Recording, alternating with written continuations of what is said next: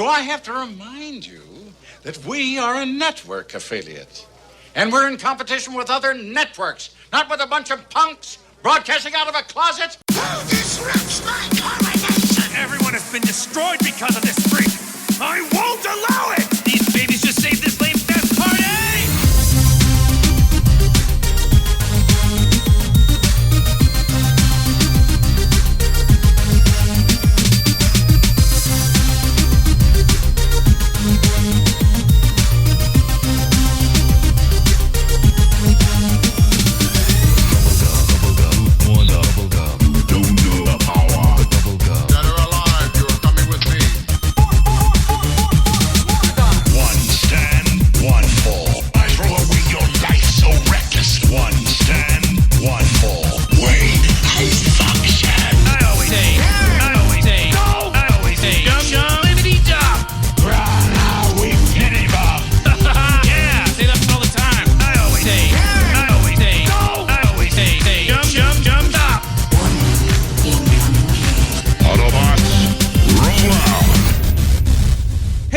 What's going on? You are listening to ThisWeekInGeek.net. I'm your host, Mike the Birdman, but I'm not alone as I go through podcast land of strange and unusual things. I'm joined from the great Garden State of New Jersey.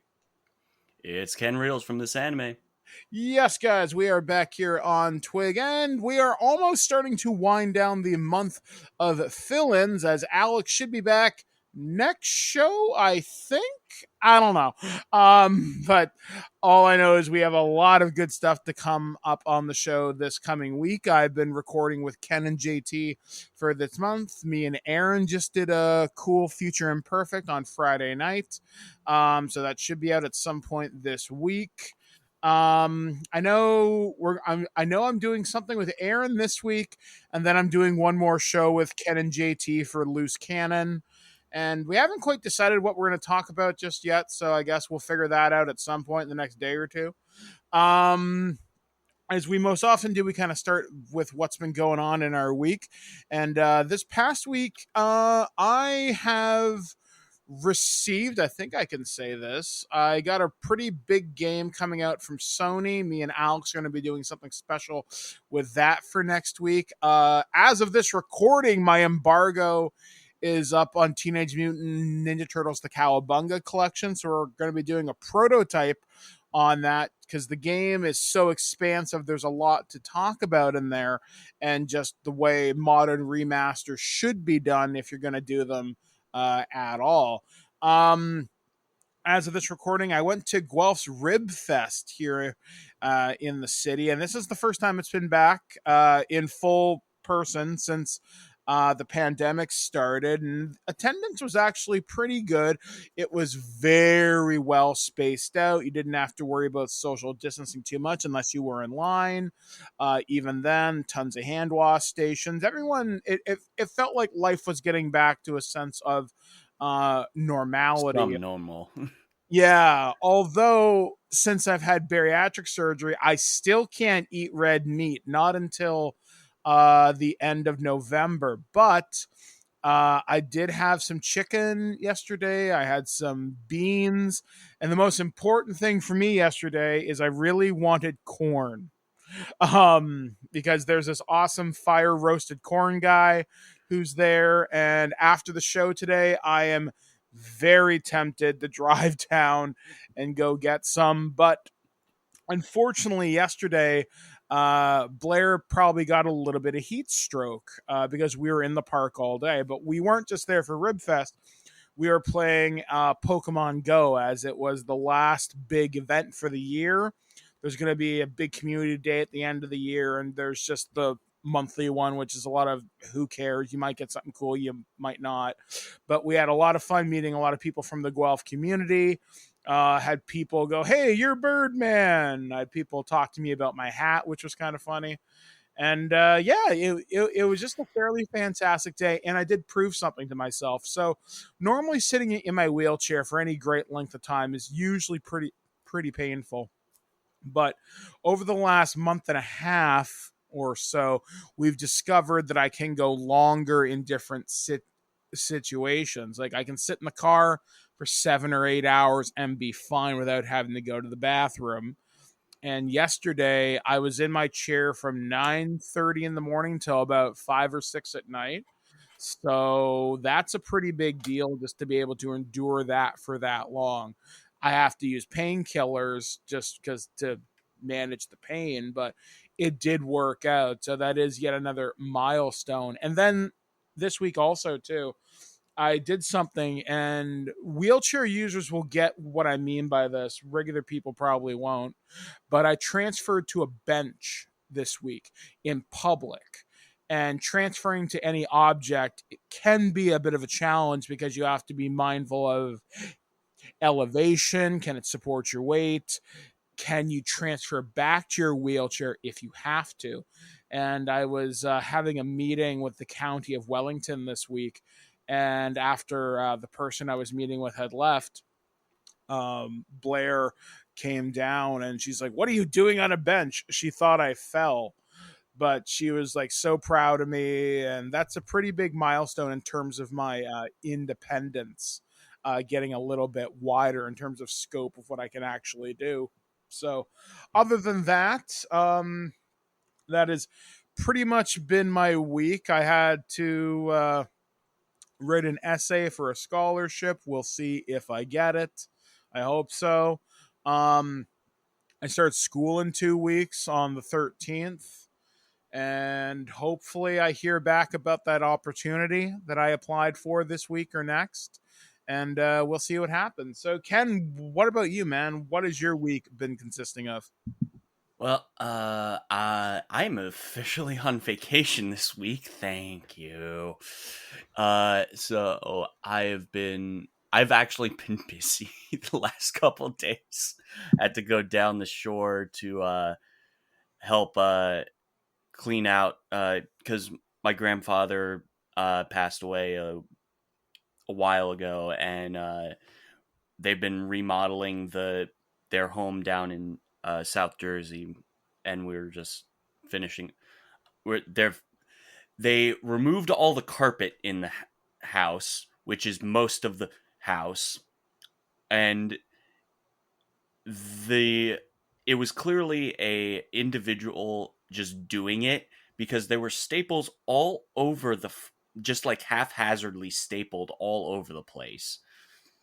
So one, it was getting all the dust out of that house with the vacuum, and then secondly was making sure that most of the staples were out of the bottom, out of the floorboards, which, hey, there was a lot. And then Saturday was basically my Saturday night was spent hanging out with buddies on Discord, playing some Among Us, playing some Jackbox, and just having some drinks, having a good time. And that was that was really good. That was a really good Saturday. And then also I've got the My Hero Academia rewatch. The first half of season 3 just went up yesterday, as of this recording, and season 3, the second half of season 3 is on the way. Just watching some anime, trying to catch up on things that I need to catch up on, and just having a relaxing vacation. Good stuff. Excuse me. I really need to start watching My Hero because I've heard so much about it over the years. So I have Crunchyroll. I have no reason why not to. I should really get around to finishing Dragon Ball Super. I only have 40 episodes left, so all things considered, that's not that much. Right. So yeah, I'm gonna get on that. But I also have to marathon Star Trek Strange New Worlds. I know. Yeah, get on that. Lower Decks just came back, so I need to look at that. So yeah, it's going to be a busy time for watching stuff as well. So anyway, guys, we've got a lot of stuff to cover this week. We have more updates to the Warner Brothers saga. At this point, I can't wait for the inevitable Apple Plus miniseries. We're also going to be taking a look at a lot of stuff that Alex was able to cover this week, as he does a lot of gaming on his vacation. So you'll be able to share some cool thoughts about some new games across a variety of different platforms. And of course, we're going to talk to you about the weird, wonderful, and occasionally strange news that comes across our news desk, including one person who's deciding to act like a kitty. If you want to know more, we're going to have to stay tuned to find out. So here's one of Alex's reviews right here on ThisWeekInGeek.net. I've been Mike the Birdman, joined with Ken. We'll be back, guys, right after this.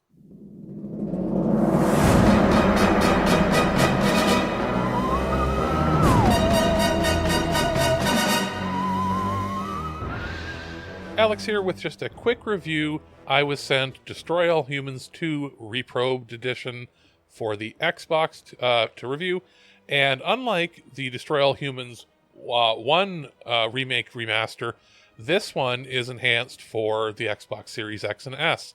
It's also double the file size, and I was like, of the first game, and I was like, ooh, because comparatively, the second game, the original version, was not that much bigger file size wise, and that's because here on the Series X, it appears, at least for my naked eye, popping in the first game and then playing the second one, it's gone with full 4K textures.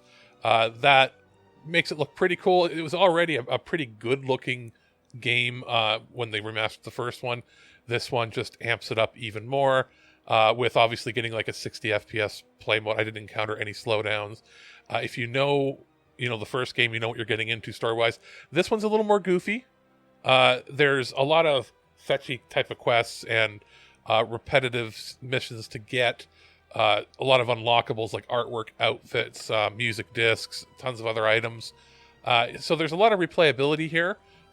It's still fun. It's still goofy. It's a great way to kick back in the afternoon, when you're just, you want to sit down and play for half hour, an hour.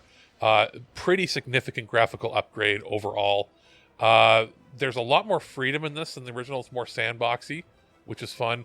There's the occasional graphical bug. Nothing major, probably going to get patched out. There's no online multiplayer. It is what it is. The humor, you're going to like it or you're not. It's pretty, it's very much flip a coin. It's right up my alley. I enjoyed it.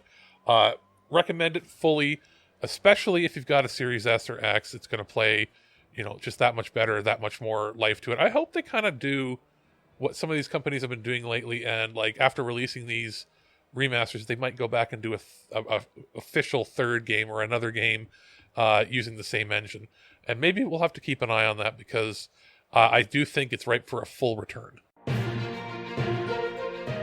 The Prime Minister of Sweden visited Washington today, and my tiny little nipples went to France. Gossip, rumors, panic in the streets. We're lucky. This Week in Geek News. Hey guys, welcome back to ThisWeekInGeek.net. I'm Mike the Birdman. He's Ken. Well, we're going to start things off with a little bit of Mark Hamill news. Roger Corman's Lost movie starring Mark Hamill to finally be released. A 10-year-old Mark Hamill movie that was produced by legendary filmmaker Roger Corman is finally getting a general release. It's hard to imagine a movie featuring Hollywood royalty such as Mark Hamill would fail to make it to general release. If you add in that movie was produced by B-movie legend Roger Corman, that becomes even harder to believe. But it is true that in 2013, Corman produced Virtually Heroes, a movie that was an official Sundance selection but was never picked up for distribution and originally went by the name of Virtual Warriors. However, it now seems that Screen Media has bought the rights to the movie after almost a decade. As reported by Variety, Virtually Heroes is a comedy action movie that stars Hamill as a Yoda-like monk who aids a pair of self-aware characters in a Call of Duty-inspired video game to win the game against the odds. In a statement, Screen Media said, along with we are thrilled to bring this Lost Corman project to our audience. The film is a perfect blend of action and campy tongue-in-cheek comedy, and be sure to delight viewers, whether this is their first foray into the world of Roger Corman, or the 50th. Along with Hamill, the movie stars Robert Baker, Brent Chase, Katie Savoy, and was directed by Frank and Cindy Helmer, CJ Inkenkamp. I think that's how you pronounce it. The director commented in relation to the movie finally getting a release, saying, Virtually Heroes was an ambitious project in many ways and not exactly what you would have called a conventional film. I'm so glad that Screen Media is at last bringing this cult movie out of the shadows and onto their platforms to be discovered by a wider audience. Having been a fixture of Hollywood since his breakthrough role in Star Wars, Hamill has become a legend for both his on-screen roles and his prolific voice actor work, giving life to characters such as the Joker, Skeletor, and most recently Merv Pumpkinhead in Netflix's adaptation of The Sandman. He returned to the Star Wars franchise in The Mandalorian and the Book of Boba Fett via de-aging to once again appear as Luke Skywalker, and will soon appear in the fall of the House of Usher, as well as the voice of Skeletor in Masters of the Universe Revolution on Netflix. The release of Virtually Heroes will obviously be another reason for Hamill's huge fan base to celebrate, especially with the movie being leaning into the actor's history with Star Wars by having him in the role as a wise sage, providing insight and advice to the movie's protagonist in a similar way to Yoda guiding Luke on his journey to becoming a Jedi. It is also a great moment for Corman fans to have a long-lost movie finally seeing the light of day, and considering the near 10-year wait, there's not too much longer until the movie hits theaters and digital release. Virtually Heroes will premiere in a limited number of cinemas and on digital in December, with a release on Crackle Plus expected to follow in February 2023. I forgot Crackle was a thing, but I don't think it's a thing in Canada anymore. Yeah, no, it's not a thing in Canada anymore. But I assume that it'll be on other services up there. Yeah, it'll probably be on probably, if I had to guess, Crave. If not, maybe Amazon Prime will pick it up, or maybe Stars or something. I don't know. It sounds kind of neat, but this is Roger Corman, so you're going to get tin cans and strings, but at the same time, you're also going to get some people that are hungry to get their movie out. Which I always think is a really good thing, because you look at people that come out of the Lloyd Kaufman school of making movies, and every so often you get a James Gunn that comes out of there. So these guys getting Corman there are a lot of people that started with Corman, and he gave a lot of people that are big names today the chance, like James Cameron, James Gunn, obviously. And the man knew talent when he saw it. Yeah, I mean, I've always admired the amount of movies he's able to churn out, and some of them are honestly cult classics in their own right. My favorite being Chopping Mall, which I think we did a commentary on a couple of years ago, if I remember right. But yeah, I mean, I'm just excited. I'm looking forward to seeing more Mark Hamill stuff. I'm sure Alex will find a media contact for us to procure a copy of this film. Otherwise, I don't mind spending $5 on a rental. That's fine. So looking forward to seeing more Mark Hamill on our screens later on this year. So moving on to our next story. This one comes courtesy of Kotaku, and this is rather timely for a number of reasons, which I can't officially get into, but why not? First footage from The Last of Us TV show has been revealed. It's been over 2 years since HBO first announced it was making a TV show based on the Naughty Dog's The Last of Us, and today we finally got our first proper look at it. HBO just released a trailer showing all the stuff coming to HBO Max in the coming year, and toward the end, I've set a video below, blah, blah, blah, blah. But there's about 20 seconds of Pedro Pascal as Joe, Bella Ramsey as Ellie, and Nick Offerman's Bill. It's not much, and 20 seconds isn't much to whether this was its own trailer or not, and we really don't see much of anything aside from a few conversations and some guns. There's a short shot of some inspected spore growth on a wall and some tense music. Nick Offerman looks stressed, and the video cuts back to Game of Thrones. But still, it's nice to see some actual footage of the series almost a year after we got our first look at still images. Pedro Pascal looks and sounds as weary as you'd expect and hope Joel to be. Too bad we won't see more of Nick Offerman's Bill. whose casting struck the internet as particularly inspired when it was announced. The show, reported to be the largest TV production to ever been filmed in Canada, was written and produced by Naughty Dog co-president Neil Druckmann, along with Craig Mazin, who previously the writer and producer of HBO's highly acclaimed miniseries Chernobyl. Anyone hoping that a firmer release date for the first season, that the show's deal is for several, might be accompanying the footage, will be disappointed. The reveal says only The Last of Us is coming, quote, next year. I remember seeing a lot of leaks from the set, because I think they filmed this up in Edmonton. I believe so. Yeah, and we used to have friends that lived up there, and we'd hear things the odd time. From what I can tell, this looks fucking fantastic. I mean, yeah, it's HBO. You know they're gonna put the money where their mouth is when it comes to something like this. And if you're gonna take anything, if you're gonna take Last of Us and bring that story into a TV show, HBO's a pretty good pick. Yeah, I mean, as long as we get a proper episode order for characters to grow, and I don't care if it takes 3 seasons or whatever to tell the story of the first game, just make it good. That's all I want. I know they're going to have to deal with some prequel stuff. They're going to have to set the table. We'll probably find out more about where the cordyceps infection came from.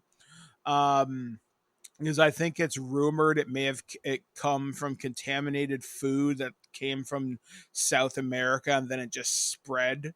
I don't know. Like I said, I want a chance for this to grow. I mean, the fact that they got someone as Nick Offerman as Bill, if they're showing that off, that means they definitely escape Boston, and that's the first chunk of the game. And then you get into the fall season, and then you meet Bill in his abandoned little town that he's taken over. That's I would wonder if that might be close to the end of the first season. In which case, I'm fine. Thinking it would be interesting to say have Bill this in like the last episode. Yeah, or if Bill gets like a standalone episode showing what happened to him and his husband, I would be fine with that too. Like, yeah, with a video game adaptation, so rarely has it gone right, as I still consider the ground fairly fertile to do whatever you want to go out and do. I mean, the only other show that I think has potential to be just as good, because at least it's got the look down, whether it gets the vibe down, we'll have to wait and see. There have been some pretty significant set leaks coming out of the Amazon Prime Fallout series, and that looks bang on. Like, they got that Amazon money, and it'll be interesting to see which series gets things right first. Will it be The Last of Us? I'm going to say likely. Or will it be Fallout nailing tone and tale? Because obviously you're dealing with two different apocalypses, but with 2 different vibes. Fallout is silly and occasionally depressing as shit, whereas The Last of Us is the extinction of hope with occasional moments of levity. Yeah. So I'm hoping. I know as the game let's say The Last of Us continues on and covers the second game, there will have to be some significant casting changes, but I would be very entertained to see where this could go. In fact, if you really want to surprise me, HBO, it's probably already baked into the first season. We're going to see parts of the Left Behind DLC in its 100%. own episode.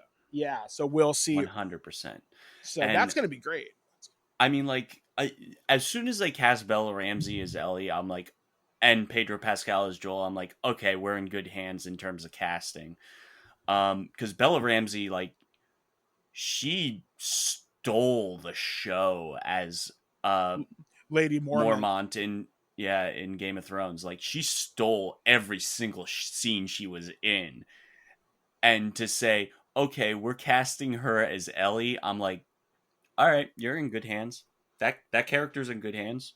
Yeah, like it's gonna be something really, really, really neat. So I'm looking forward to this. My guess is we'll probably see it February or March of next year because it'll tie with one of the financial quarters. I'm gonna say April. it probably is gonna be April. It's gonna be the start of the next fiscal year for Warner. Yeah.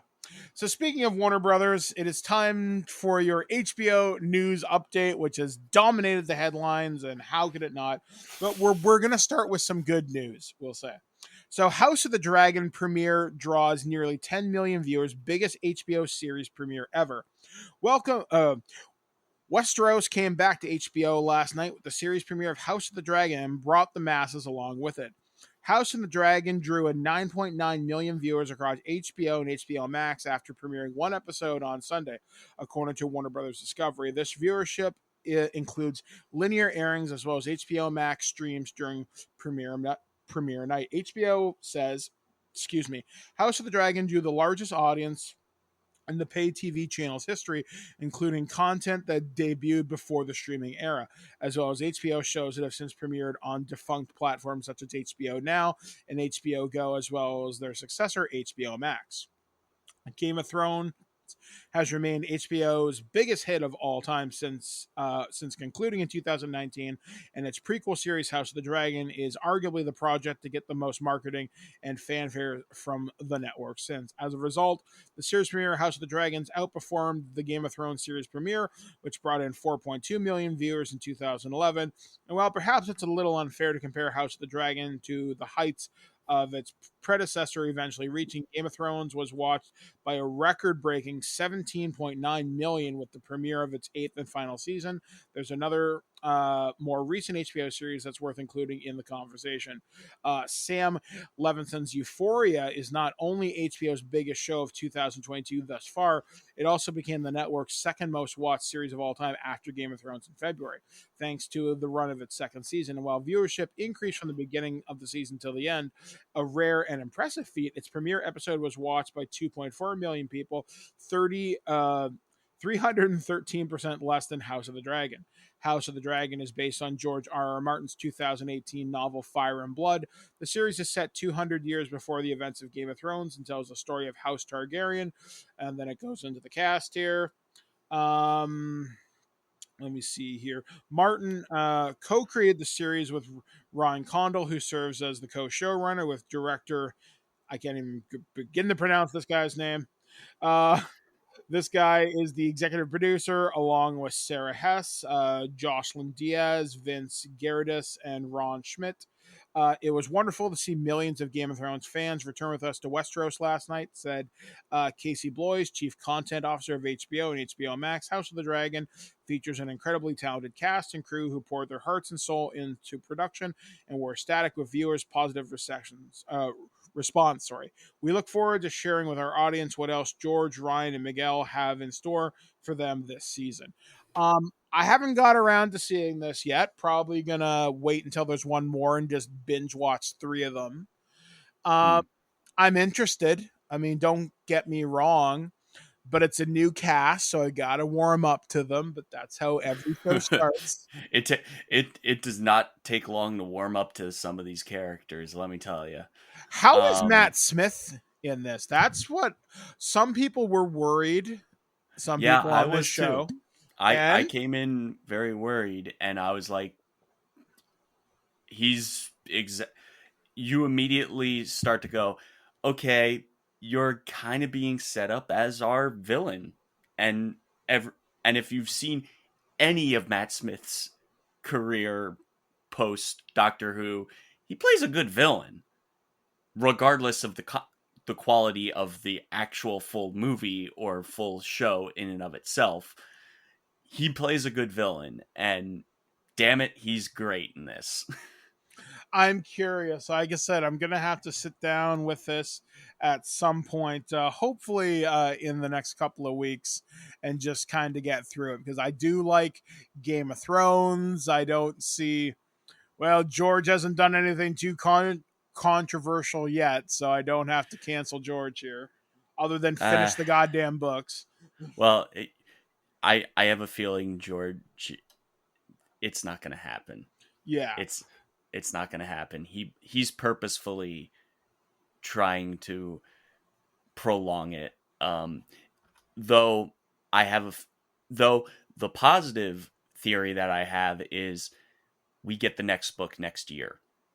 I think he may have this is positive thinking here. He may have strategically didn't want to release the next book with the bad taste of the show finale in everyone's mouth, and then with the success of House of Dragons, he can basically stepstone from the success of that into the next book. Yeah, that sounds pretty good. I mean, and I'm also fine with that. And also, this happened, I think, the Monday after the premiere, or it was Monday or Tuesday after the premiere. They have officially greenlit season 2 for House of Dragons, and they have a plan for 4 seasons. There is a 4-season plan for this show. And I know there's other things they're doing, like they want to do a show on the Faceless Men. Yeah. There's a lot of setup shows that have been in production. Some of them have just been basically fallen by the wayside. And there's the Jon Snow show, I think they've said, that's definitely happening. Just what's her face is not coming back. She's like, yep, I've had my fun, not coming back, but thanks anyway. That was Amelia Clark. I think she said she's not going to do it, but Kit Harington, I think, is obviously like, I need work because Marvel's not calling me for a while. So he's probably going to be in Blade. Oh yeah, to some degree. Yeah, he'll have like a post-credit scene or something. So now let's dive down the darker hole that is Warner Brothers Discovery, because why the hell not? Coming courtesy of superhero hype and verified by other outlets, Batgirl director says their footage was immediately deleted from the WB servers. When word came down that HBO Max's Batgirl was canceled, directors, how do you say their names, Ken? Adil El Arabi and Balil Falah. Okay.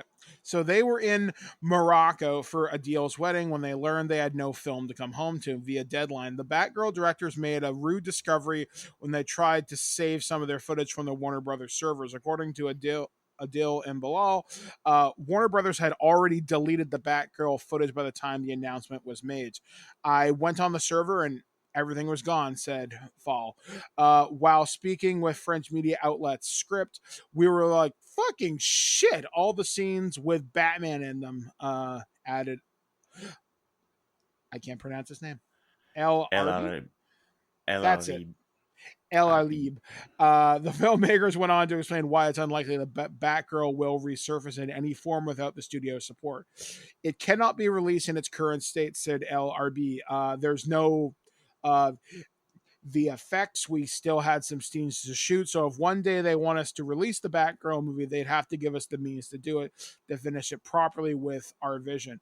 Additionally, LRB noted the guys from Warner's told us it was not a talent problem from our part or the actress or even the quality of the movie. They told us it was a, quote, strategic change. There was new management and they wanted to save some money. Warner Brothers Discovery CEO David Zaslav and the company reportedly got a $20 million tax write-off by not releasing Batgirl, but considering the movie cost $90 million to make and that's $70 million the studio will never see again, it's one of the biggest write-offs in Hollywood history. And then there's a short little kind of video. That I've got 2 questions. One, why didn't they have a local copy? But I get why. And it's just kind of shitty because I think during that same interview, they were going to shoot some stuff with their phone just so they had it. Yeah. But this is going to change contracts for especially directors and talent, and just for demo reels even. Like, this is going to change stuff like this is going to change how contracts are made. Like the whole Batgirl situation, like this 100% is going to change Hollywood contract law astronomically. The same thing happened a couple of years ago with the Scarlett Johansson situation with Disney. Like, this is another big moment where everything is going to change in terms of contract law. And if you can believe it, it gets weirder from here. Oh, yes. So Batgirl reportedly gets secret screenings for cast and crew amid Warner Brothers cancellation. This story comes courtesy from comicbook.com. Warner Brothers made an unprecedented decision in the realm of superhero movies earlier this month when the studio announced that it would be shelving its live-action Batgirl movie.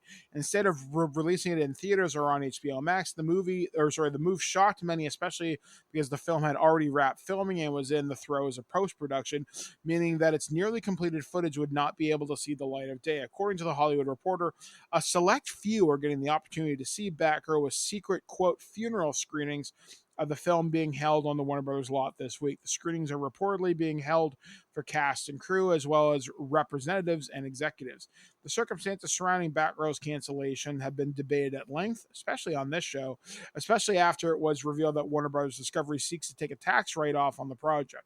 According to sources cited in the Hollywood Reporter's reporting, wow, that's a mouthful. The footage of Batgirl will possibly be locked away in a physical or digital vault to allow for the tax write-down to begin. If that were to be the case, there remains a possibility that Warner Brothers could ultimately release the film at a later date, only after paying back the government its tax liability. That being said, there is a chance that the studio could destroy the footage entirely in order to receive a full write-down immediately. And then it goes into cast and crew. Everything that we've talked about before. Yep, everything we talked about before. She definitely exceeds what I thought. This actor, Leslie Grace. Leslie Grace is. Yeah. So she revealed in an interview earlier this year, I had to summon up some things to me I didn't know that were there. It was an incredible learning experience to be on set with action veterans like Brendan Fraser and soak it all up. It was so hard because he's our villain and not because I'm supposed to be like, he's such a huge teddy bear. He's also one of the nicest people that I've ever met. In our fight sequences, the way he would just hit marks, it all came from his experience. You can't improvise that kind of experience. There's some crazy stuff that happens. There's lots of fire because everyone knows by now he plays Firefly. There's crazy fire. There's crazy stunts, crazy drops. She's a biker chick, so you're going to see her do a bunch of badassery. I still think canceling this movie was a fucking stupid decision. You cannot tell me otherwise. No, it is a dumb decision, but at the same time, like, what has come out, and we'll get into it in the next article, but what has come out as canceling Batgirl first thing, I don't think was the strategic right thing to do. You could still cancel Batgirl, but I think that was going to inevitably happen. Just in terms of the situation financially that Warner is in right now.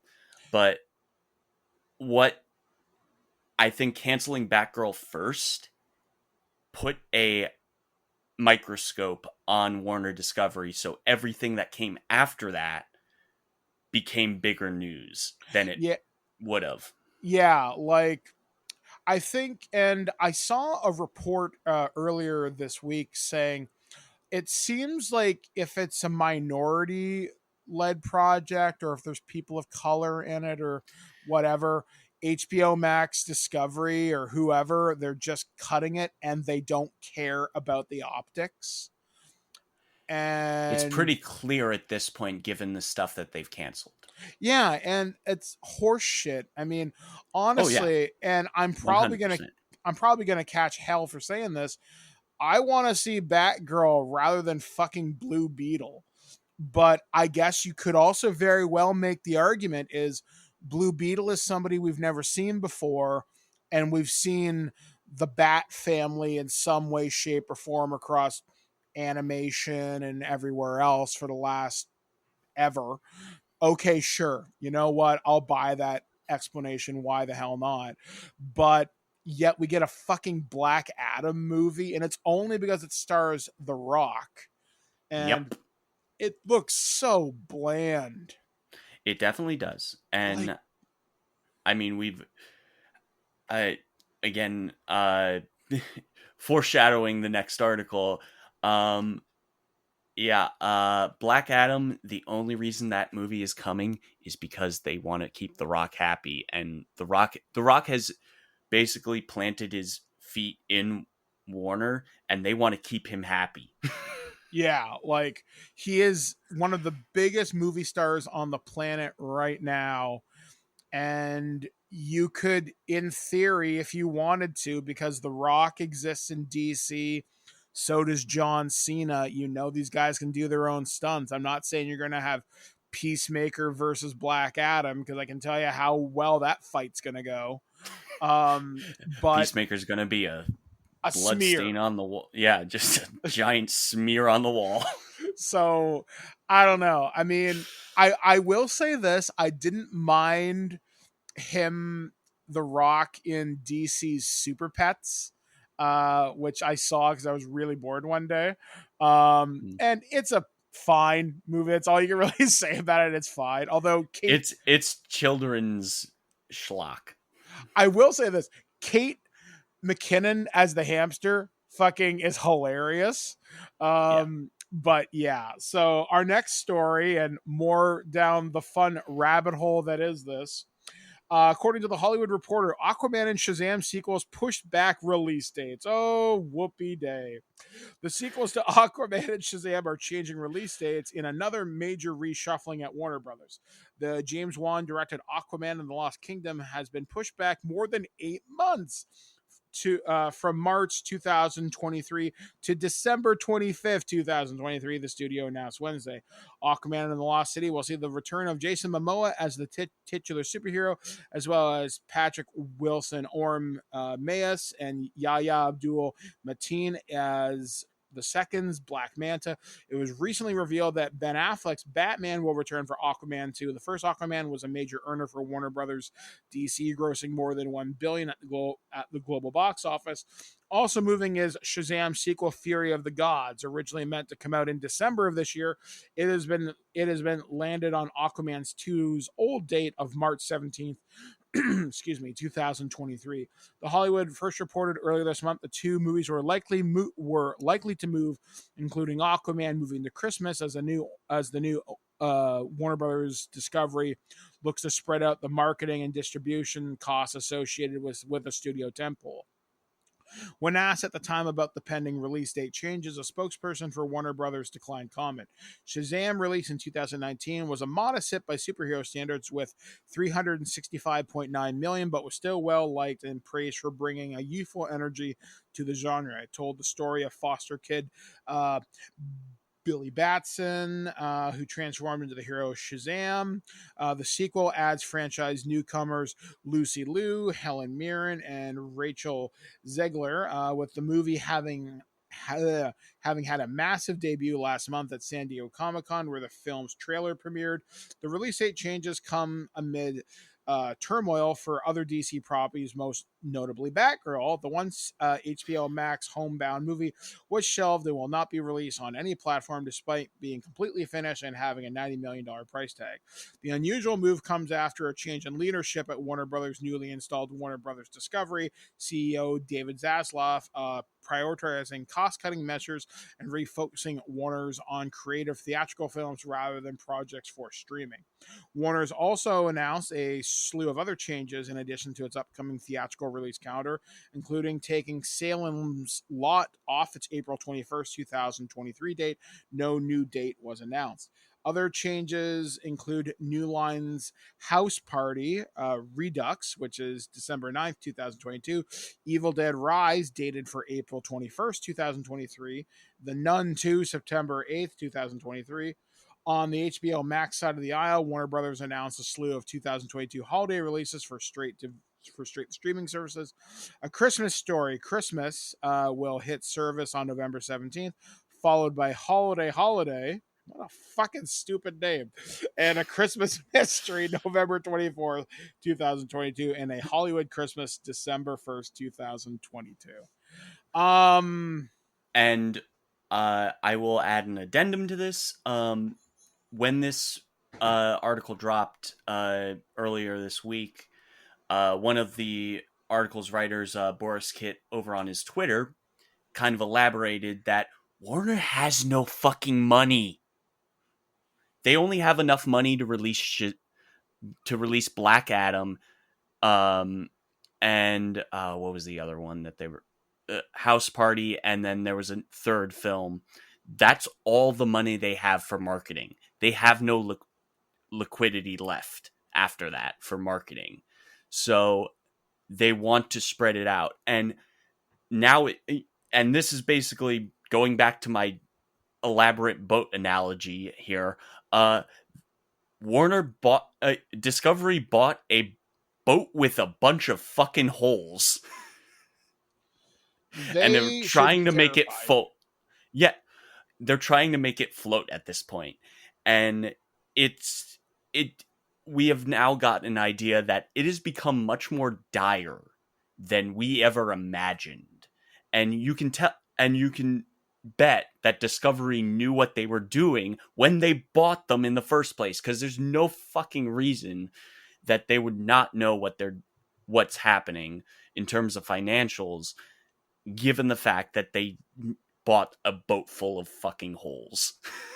I think the guy at Warner Brothers is more focused on making money than he is doing something good and providing. I think right now he's trying to save the company, which is why he got put in that position in the first place, and everything else be damned, which isn't the best thing to do in the movie business. Yeah, because you have I see to the be financial. You have to be an entertainer before you're an accountant, but an accountant needs to keep the lights on. And I think, given the fact that they are in such dire straits financially, I think he wants to keep the lights on more than he wants to placate talent and placate creating something. And it's a rock and a hard place. I don't envy it. I do think, though, that something's going to happen. Like, everything is just canceling Batgirl in and of itself was an unprecedented move, to the point where it's going to change the entire landscape of movie making, and it already has changed how streaming in general is working.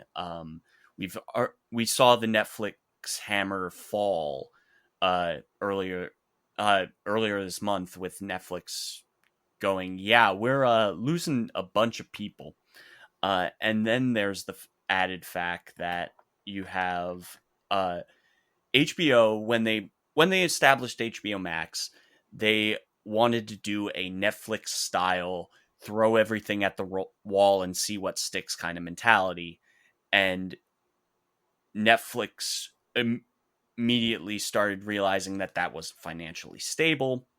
It never was, and everyone knew it never was, but we were waiting for that shoe to drop, and it turns out the shoe dropped a lot quicker than anyone expected. Yeah, like, I don't know. I think HBO Max really stood a position to really poise themselves against Disney Plus for a while, when you look at the strength of a show like Peacemaker. And I said, and I will still go on record to say this, if they could have maintained the quality for Peacemaker, Disney Plus is in trouble. House of the Dragon, as we just discussed, did awesome. Okay, so you've got a couple of shows that are must-see. You've got about 5 or 6, we'll say, that are must-see. Like, you've got John Oliver, you've got House of the Dragon, Peacemaker, and I'm sure a couple other shows. Entourage, probably. But Disney consistently puts out something every quarter, guaranteed. Disney had a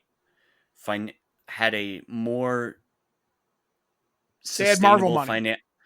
They had Marvel money, but they also had a sustainable financial plan, because this was, if you've read, again, I pointed this out last time I was on here, but now I remember the guy's name, Bob Iger's book. He planned Disney Plus 10 years before Disney Plus was even announced. He was already in the planning stages of it. He saw the future, and he created a financial plan and a financial idea that would sustain Disney Plus for the future. And now Disney Plus is pretty much on par with Netflix. Like, if you're going to get any streaming services, it's Netflix and Disney Plus. And then maybe HBO. I'd say Amazon Prime, even at its base levels, got a bunch of good stuff. My issue with Amazon Prime is they still haven't updated their UI. So that's until they update their UI, it's going to be kind of shitty to find shit. Yeah, it's just a pain in the ass, and half of it's not labeled properly either. But I am also, because Aquaman has such a huge delay, I am promising you something is going to happen because of the Amber Heard situation. How can it not at this point? Also, back at CinemaCon, this is something I completely blanked on, but at CinemaCon, James Wan was kind of worried that he wasn't going to be able to make that date. But now that it's another 9 months, I'm sure he's much more confident that he can put out a full completed product by that date. On top of the fact that, like, you're taking Aquaman, which is the movie that made $1 billion, and Batman v Superman didn't make $1 billion. Think of that one. And now it's being moved back to the similar time that the first one released. So it's like, all right, we're in the same ballpark. We've got the same feeling, and it also doesn't have to face off against Shazam doesn't have to face off against Avatar 2, Way of Water. And does anybody give a shit about that movie, though? I mean, I'm curious, but that's about it. I think everyone's curious, and at the same time, I never, ever discount James Cameron. That's man, true. Like, you never doubt him. And if you do doubt him, you're a fool. Yeah, that's a bet you're probably going to lose. I mean, I don't know. I'm very curious to see. You know what I'd be very curious to know, and this is just me speculating. I would like to see Aquaman 2's cut pre July 2022. And what the cut will look like December of 2023. Because I have a feeling they are probably two vastly different movies given current events. 100%. So someday they'll be asking for the Wan cut at some point. And stupidity will once again reign. Because why wouldn't it? Because it's Holly weird. So that's going to do it for this edition of the Nerd News Network, only on ThisWeekInGeek.net. We're going to take a listen to another one of Alex's reviews he was able to do this week. And when we come back, it's time to round out the show with the stupid, the unusual, and occasionally heartwarming things that is the weird news. We'll be back, guys, right after this.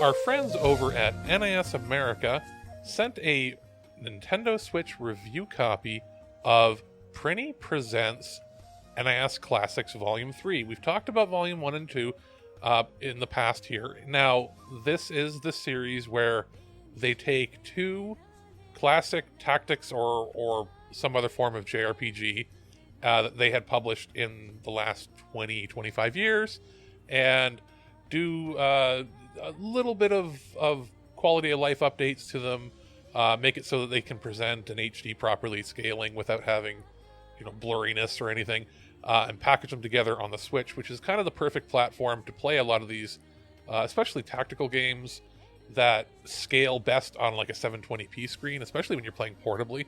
And this time around, they've included Rhapsody, a musical adventure, which was on the original PlayStation, and it was back before NIS had a publishing arm in North America, and a lot of their titles were going through other people, like Atlas. So when this game originally came out, I had friends that bought it. I never owned it, but I did play a little bit. I wasn't super into tactics games at the time, but my friends told me that it was like really, really beautiful, and it was really well hand-drawn. And I think it originally came out around the year 2000. So I was already looking forward towards PS2 games that were going to be coming soon. So I was not super inclined to pick it up because it was already a low print run. It was back in the day when Atlas did very low print runs. And I should have picked it up because I know it was worth a lot of money for a very long time. And I'm finally getting to play it here. Now, the other game included is Pucelle Tactics, which was a PS2 game that, again, before they had an outfit here to publish themselves, in North America was published by Mastiff, which is, a very small publisher. We've actually reviewed some of their games in the last few years. They don't come out with a ton very often. I think what was the last thing that we covered for them? Fight Crab was 2019 or 2020. And I think we did Heavy Fire, Red Shadow, and was it Home Sweet Home? And they had a long break of when they published things, but way, way back when they were starting out in like 2003, they published Pucelle Tactics and what was the other one? Was it Guruman or something? It was odd that they did they were trying anything. So I do remember seeing that. I didn't, again, own this title. It was one that I would see in the store, and I was like, I'll go pick that up. And then it would disappear and never be seen again. And then it showed up in the aftermarket, on Game Gavel and eBay for stupid amounts of money. So you're getting to play two games from early in NIS's Western localization career that, for the most part, people haven't been able to play it unless they had a super deep pockets or they were, emulating it or something. And it's pretty nice to see them packaged together here. You're getting a crap ton of game for your money. We're talking, you could easily go 50, 100 hours or more playing these games, and you can repeat them over and over again. Rhapsody scales pretty well. Pucelle, I don't know, I think it scales about as well, too, when it comes to visually. Audio-wise, they're very well presented. There's no glitches. I didn't encounter any crashes. It plays great. Playing it in my bedroom on a big screen, I have a 50-inch TV mounted to the wall about 7-8 feet away from me, I guess, up in the wall in bed. And it played fine there, especially at nighttime. I was playing it bits and bits before bed. But it played best in portable mode. It pops so much, especially on the OLED. The pixel art and the hand-drawn art looks really, really good. They are solid. Some of the better non-Final Fantasy Tactics, non-Tactics Ogre games of that era, late 90s, early 2000s. These are considered some of the better ones that came out here before the renaissance that we had of tactical games on the Vita and moving forward. So if you're looking for something on the Switch that is going to give you tons of gameplay that you can, pause, come back to, play more, with a pretty intriguing story, good audio, fantastic visuals, solid gameplay without any major hiccups or slowdowns or anything, you probably want to pick this up. I imagine it's going to be something, if you're going physical, that will become a bit of a collector's item. It's not going to have a huge print run. I hope they keep continuing on with it. But if you've already picked up NIS Classics Volume 1 and Volume 2, Volume 3 is more, amazing stuff. And you don't have to have picked up 1 and 2 if you didn't get a chance to pick them up or didn't want to, if you want to just dive into 3, because they're all just anthologies of other games. I think you're going to have a great time playing this. Highly recommend it. Go crazy? Don't mind if I do! Human sacrifice, dogs and cats living together, mass hysteria. Welcome back to ThisWeekInGeek.net. I'm your host, Mike the Birdman. He's Ken. Well, it's time to talk about the strange and unusual things that happen in this layer of reality we unfortunately call home. This is the weird news, and we're going to start things off with probably about the most terrifying thing you can imagine if you're a video game fan and you know what I'm talking about. Story comes courtesy of Kotaku. Real-life black hole sounds like Mass Effect Reaper. Audio NASA source from the Perseus cluster sounds freakishly close to Mass Effect's apocalyptic villains. Today, in questions you never want to know the answer to, what does a black hole sound like? Turns out the depths of the darkest reaches of Oblivion sound a whole lot like a video game, according to NASA's data sonification. Sound is in quotes because there's a sonification is not a literal audio recording sent hundreds of millions of light years directly to YouTube's compression algorithm. Rather, it's a result of a technological process in which NASA takes its array of space data, then transposes it into a form the human brain can actually comprehend. Previous data sonifications have taken the form of soothing ambient soundscapes. Some of that, like the Bullet Cluster, an extrasolar discovery that first proved the existence of dark matter, sound remarkably like a bonus track from Thom Yorke's 71 side projects. But a black hole, specifically the black hole center of the perennially enigmatic Perseus galaxy cluster, a gaggle of galaxies some 240 million odd light years away, is less fit to be pressed onto an LP. If anything, it sounds it's aurally close to nothing, a persistent low hum that conveys unease and emptiness. Nailing down the sound of Perseus has long been a target of NASA's interest. Since 2003, the black hole at the center of the Perseus galaxy cluster has been associated with sound, NASA wrote in a press release. This is because astronomers discovered that pressure waves sent out by the black hole caused ripples in the cluster's hot gas that could be translated into a note. This popular misconception that there's no sound in space originates with the fact that most of the space is essentially a vacuum, providing no medium for sound waves to propagate through. A galaxy cluster, on the other hand, has copious amounts of gas that envelop hundreds of even thousands of galaxies within it, providing a medium for sound waves to travel. To create the sonification, NASA took those sound waves and scaled them up by nearly 60 octaves. The initial sound is so incomprehensibly low that we're only hearing it tuned up at minimum by 144 quadrillion times its actual pitch. On the high end, NASA estimates the figure could be closer to 288 quadrillion.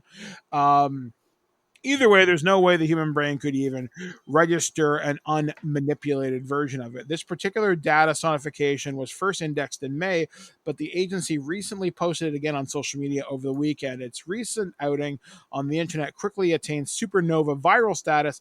As of this writing, the clip has been played more than 8.9 million times.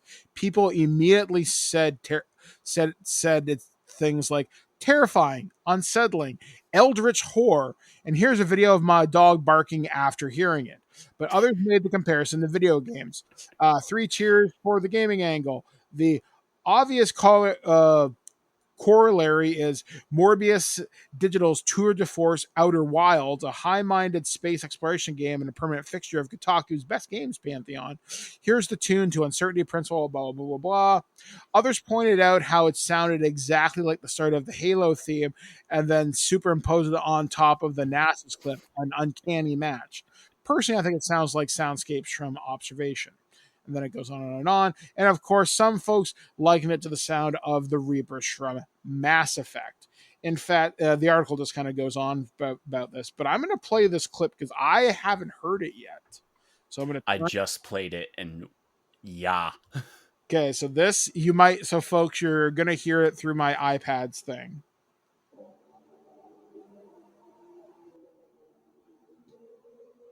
Holy shit. That is the sound of desolation, despair, and the absence of all hope. Yeah. Okay, that is creepy, and I'm turning that off. That sounds like if I pictured what hell might sound like, if hell had white noise, that is fucking it.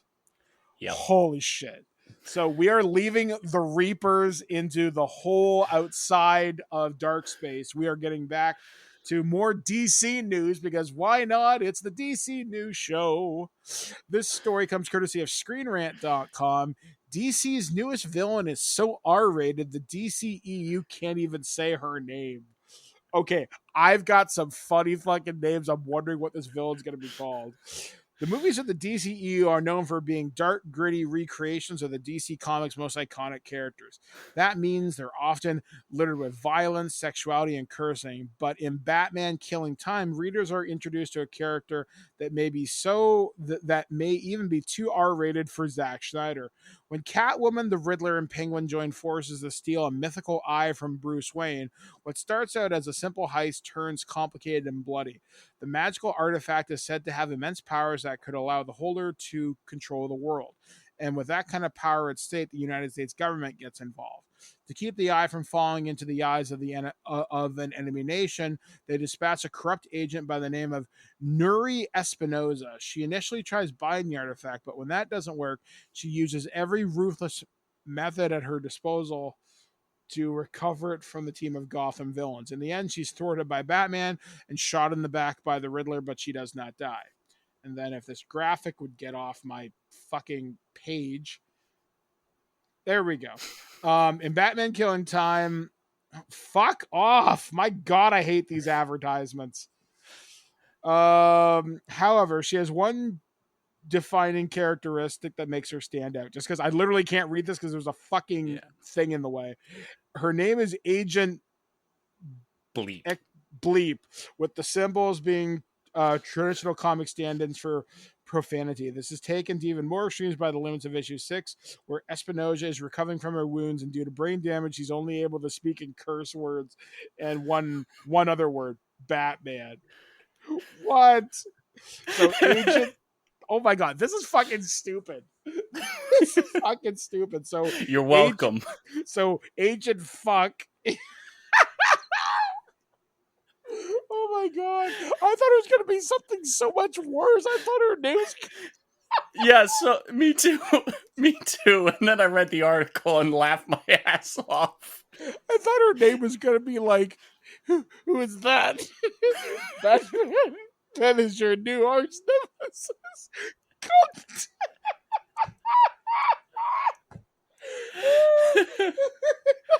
Oh my God, I'm sorry to use that word, but what else could it be? Oh my God, it's so stupid. It hurts, my sides hurt. You can't stop me, for I am cunt. Or Agent Fuck. That is so stupid. How did this get through editorial? You'll kill Batgirl, but somehow this makes it through the approval process. Good job, Zaslav. Doing a good job, buddy. Holy shit. I can't even finish the article. Basically, long story short, she will never appear in movies or television. But please put her in something Batman animated. You can get away with that. Holy shit. That is hilarious. That is like Kevin Smith level stupid. I love Kevin, but that is goofy as shit. Yeah. Oh. Okay. Composure. Okay. Moving on. Let's talk some cool science. So from sciencealert.com, I'll be bookmarking this. There's a lost city deep in the ocean, and it's a place unlike anywhere else. Close to the summit of an underwater mountain west of the mid-Atlantic ridge, a jagged landscape of towers rises from the gloom. Their creamy carbonate walls and columns appear ghostly blue in the light of a remotely operated vehicle sent to explore. They range in height from tiny stacks the size of toadstools to grand monoliths standing 60 meters, nearly 200 feet. This is the Lost City. Discovered by scientists in 2000, more than 700 meters or 2,300 feet beneath the surface, the Lost City hydrothermal field is the longest lived venting environment known in the ocean. Nothing else like it has ever been found. For at least 120,000 years and maybe longer, the upthrusting mantle in this part of the world has reacted with seawater to puff hydrogen, methane, and other dissolved gases into the ocean. In the cracks and crevices of the field's vents, hydrocarbons feed novel microbial communities even without the presence of oxygen. Chimney spewing gases as hot as 40 degrees Celsius or 104 degrees Fahrenheit are home to an abundance of snails and crustaceans. Larger animals such as crab, shrimp, and sea urchins are rare, but are still present. Despite the extreme nature of the environment, it appears to be teeming with life, and some researchers think it's worth our attention and protection. While hydrothermal fields like this probably exist elsewhere in the world's oceans, this one is the only one remotely operated vehicles have ever been able to find thus far. The hydrocarbons produced by the Lost City's vents are not only formed from the atmospheric carbon dioxide or sunlight, but by chemical reactions deep on the seafloor. Because hydrocarbons are the building blocks of life, this leaves open to the possibility that life originated in a habitat just like this one, and not just on our own planet. This is an example of an ecosystem that could be active on Enceladus or Europa right this second, says microbiologist William Brazelton told the Smithsonian in 2018, referring to the moons of Saturn and Jupiter, and maybe Mars in the past. Unlike underwater volcanic vents called black smokers, which have been named as possible first habitat, the Lost City's ecosystem doesn't depend on the heat of magma. Black smokers produce mostly iron and sulfur-rich minerals, whereas the Lost City's chimneys produce up to 100 times more hydrogen and methane. The calcite vents of the Lost City are also much larger than black smokers, which suggests they've been active for much longer. The tallest of the monoliths is named Poseidon, after the Greek god of the sea, and it stretches more than 60 meters high. Just northeast of the tower, meanwhile, is a cliffside with short bursts of activity. Researchers at the University of Washington describe the vents here as weeping with fluid to produce clusters of delicate, multi-pronged carbonate growths that extend outward like the fingers of upturned hands. Unfortunately, scientists aren't the only ones beckoned by the unusual terrain. In 2018, it was announced that Poland had won the rights to mine the deep sea around the Lost City. While there's no precious resources to be dredged up in the actual thermal field itself, the destruction of the city's surroundings could have unintended consequences. Any plumes or discharges triggered by the mining could easily wash over the remarkable habitat, scientists warn. Some experts are therefore calling for the Lost City to be listed as a World Heritage Site to protect the natural wonder before it's too late. For tens of thousands of years, the Lost City has stood as a testament to the enduring force of life, and it would be just like us to ruin it. Yep. I was actually, when I was recording the Future Imperfect with Aaron, we were talking about our favorite space missions, and we were talking about when Voyager 1 and 2 had done their flybys of the outer planets, and we were talking about the moons of Jupiter, like Ganymede, we were talking about Enceladus, we were talking about even Titan, how there's cryovolcanic activity there. There is, without a doubt, in my mind, life in the solar system. It's probably microbial, or at least remarkably simple, but you can't tell me it's not out there. You can't tell me we are alone in the universe looking at the vastness of space. Sorry, it doesn't hold water, dude. Are they coming to visit us? Couldn't say so. But just the fact that there's extremophiles like this, there's actually a theory proposed in the late 2000s about life existing in the atmosphere of Venus. They think because there's a presence of a certain gas, that's evidence of a biomass decay that may be living up in the clouds. So if stuff like this can exist in this hydrothermal vent environment without the presence of oxygen, you think about what other extremophiles might experience, like I said, under these moons, under the ice crusts, whether they're surviving in places of liquid methane. There's a lot of really, really, really cool shit out there. So who's to say? I'm excited. Yep. So and these pictures are friggin' cool. Yeah, it's good stuff, folks. Look this up when you get the chance. All right, folks, I think we've recovered sufficiently from our giggle fit. And now that we've learned about the Lost City, like I said, go find this shit on YouTube. There's bound to be something out there. So this story actually comes courtesy of a local radio station that I can't remember whether I applied to work at or not, but I have had friends who have worked there. So coming courtesy of 94.5 The Bull in southwestern Ontario, many kids learn in different ways. Some are visual while others absorb information better if they read about it. But everyone learns best when they are comfortable and at ease. And for one teen in Australia, that means acting like a cat. According to the Herald Sun, the girl identifies as a cat, and the private school she attends allows her to be nonverbal and act feline, as long as she doesn't become a distraction to other students.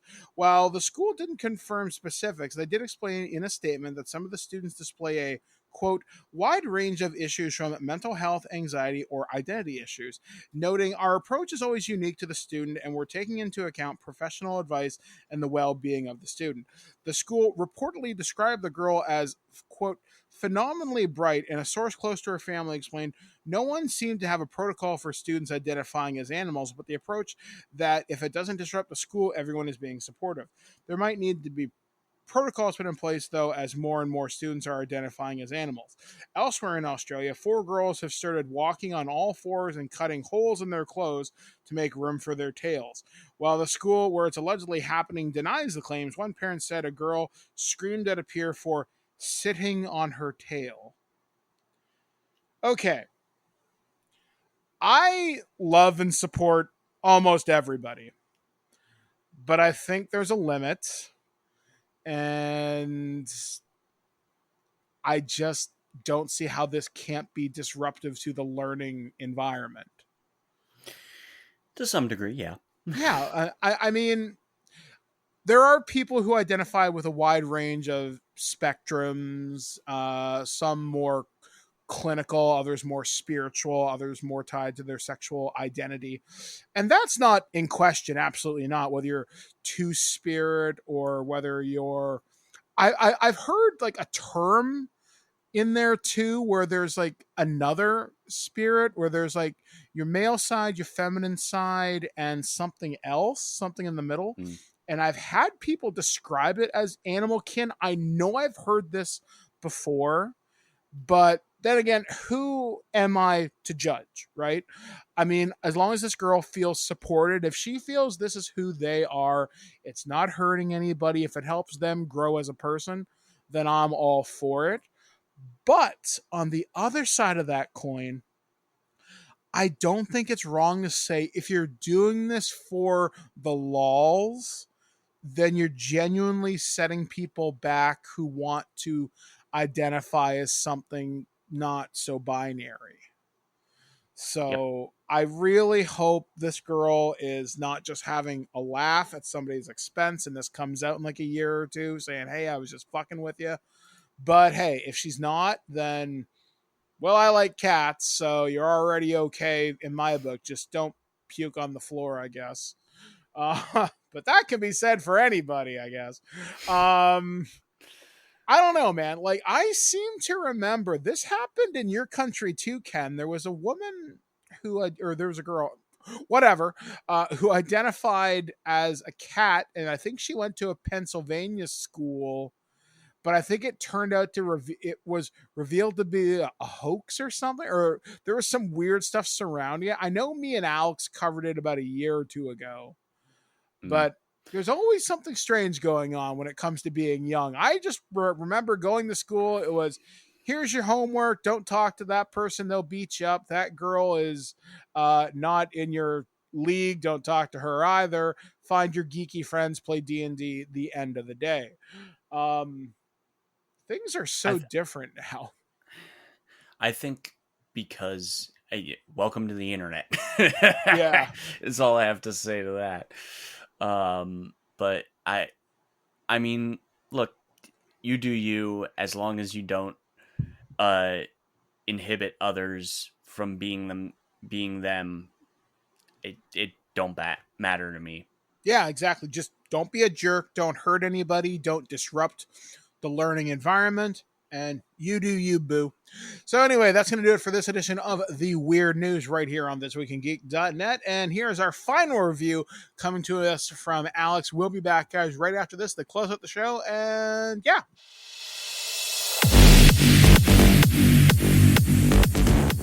It's been a little while since we reviewed a title for them, but our friends over at Idea Factory International sent a review copy of Dusk Diver 2. Now, they sent a review copy for both PS4 and PS5, This is the first time I've seen it where it was 2 separate codes. So instead of like a combo, like a lot of companies do, you get the PS4 version, it gives you the PS5 or vice versa. This was 2 individual codes. Now, I installed both just to see if there was any major differences, and I was pretty much exactly where I figured it would be. The PS5 version slightly smaller because it can be compressed a little better, performed a little better. Very few hiccups here and there on the PS4 when there was a lot of enemies on screen. For the most part, it was pretty solid on the PS4, but I played maybe an hour or 2 on there before switching over to the PS5 to do the main review, because if you've got that option, you may as well use it. But don't worry, if you're playing it on PS4, you're not going to be like having a dramatically worse experience or anything. You just get topped up a little bit with the experience on the PS5. So, Dusk Diver 2 was something that was on my radar a little while ago. We played Dusk Diver 1, how many years ago was that now? I can't even remember. But you're looking at an RPG. It's an Idea Factory game, so you kind of know what you're getting into, but it's a little different. Idea Factory games are mostly known for like the Neptunia type games, and this is more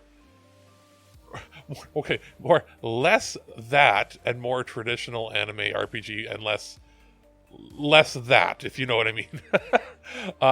I had a pretty good time with it overall. I'm not going to break into the story, but as we try to avoid that with most RPGs unless we're doing like a big spoilery review. Just know that the color scheme, the visuals were actually pretty good for, a non-AAA title game. I found the interface to be good. I found the combat to be fun. Really good combat mechanics. Some of the best I've played in a long time, and I was pleasantly surprised.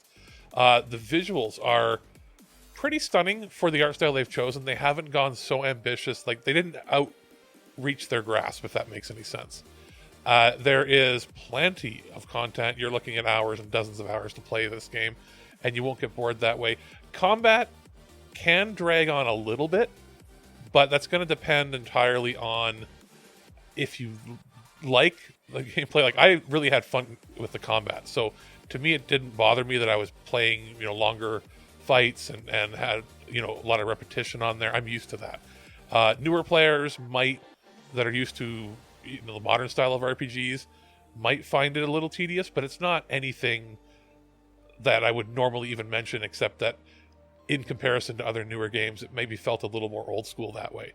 There is, if I had to say any negatives other than that,